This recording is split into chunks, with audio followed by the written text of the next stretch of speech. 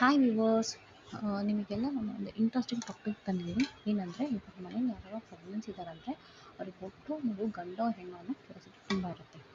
So already predict ಮಾಡಿ ಜನ start ಮಾಡಿಬಿಟ್ಟಿರ್ತಾರೆ. Like ಹೊಟ್ಟೆ ಮೇಲಿದ್ರೆ ಗಂಡು ಮಗು, ಕೆಳಗಿದ್ರೆ ಹೆಣ್ಣು ಮಗು, ಮೂಗು ದಪ್ಪ ಇದ್ದರೆ ಗಂಡು ಮಗು, ತುಂಬ ಗ್ಲೋ ಇದ್ದರೆ ಹೆಣ್ಣು ಮಗು, ಲೈಕ್ ತುಂಬ ವಾಮಿಟ್ ಆಗ್ತಿದ್ರೆ ಹೆಣ್ಣು ಮಗು. ಹೀಗೆ ಆಮೇಲೆ ಸ್ಕ್ಯಾನಿಂಗ್ ರಿಪೋರ್ಟ್ ನೋಡಿ ಹೇಳ್ತಿರ್ತಾರೆ.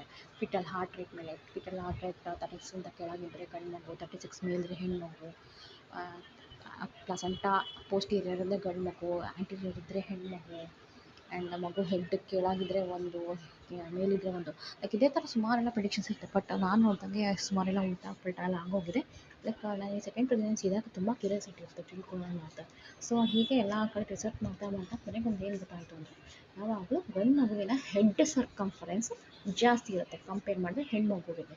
ಸೊ ಇದನ್ನು ಯಾರು ಡೈರೆಕ್ಟಾಗಿ ನಿಮಗೆ ಹೇಳೋದಿಲ್ಲ.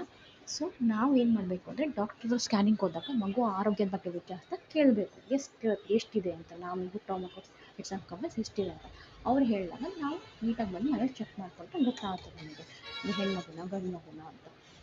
ಆ್ಯಂಡ್ ನಾನು ಸ್ಕೂಲಿಗೆ ಹೋಗ್ಬೇಕಾದ್ರೆ ನಮ್ಮ ಅಮ್ಮನ ಹತ್ರ ಒಂದು ಚಾರ್ಟ್ ಸಿಕ್ಕಿತ್ತು. ಏನಂತ ಹೇಳಿದ್ರೆ, ಅದು ನಾಲ್ಕನಾಗಿ ಒಂದು ಹಳೆ ಚಾರ್ಟ್ ಹಾಕಿತ್ತು. ಅದು ಯಾವುದೋ ಹಳೆ ಚಾರ್ಟು 700 ಓಲ್ಡಿಂದು. ಸೊ ಆ ಚಾರ್ಟ್ ಪ್ರಕಾರ ಯೂಶ್ವಲಾಗಿ ನಾನು 2 ಮಗುನೂ ಚೆಕ್ ಮಾಡ್ಕೊಂಡಾಗ ನಂದು ಕರೆಕ್ಟಾಗಿದೆ. ಫಸ್ಟ್ನೇದು ಹೆಣ್ಮಗು, ಸೆಕೆಂಡ್ನೇದು ಗಂಡು ಮಗು.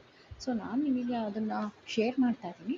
ಸೊ ನಿಮಗೂ ಯಾರು ಗೊತ್ತಿದ್ದರೆ ನೋಡ್ಕೊಳ್ಳಿ, ಅದು ಹೆಣ್ಮಗುನ ಗಂಡು ಮಗುದ. ಆಲ್ಮೋಸ್ಟ್ 70% ಅಂತೂ ನಿಜ ಆಗಿದೆ.